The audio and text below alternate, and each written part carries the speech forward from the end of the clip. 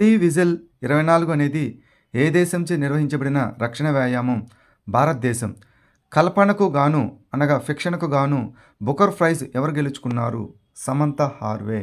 Satyajit Ray life time achievement award ఎవరికి లభించింది? Philip నోయెస్.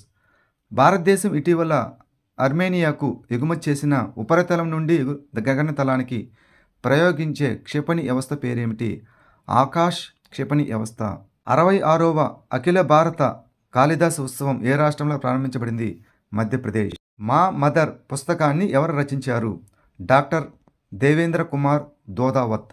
International apparel and textile fair ఎక్కడ నిర్వహించబడుతోంది? దుబాయ్. గొట్టికోయ తెగలు ప్రధానంగా ఏ రాష్ట్రాల్లో నివసిస్తున్నారు? తెలంగాణ, ఆంధ్రప్రదేశ్, ఛత్తీస్గఢ్ మరియు ఒడిశా.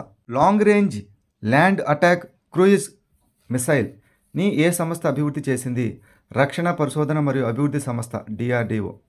వార్తల్లో కనిపించిన మట్టుపెట్టి డ్యామ్ ఇది ఇడుక్కి రివర్ మీద ఉంటుంది. ఏ రాష్ట్రంలో ఉంది? కేరళ. వార్తల్లో కనిపించిన సిర్పూర్ సరస్సు ఏ రాష్ట్రంలో ఉంది? మధ్యప్రదేశ్.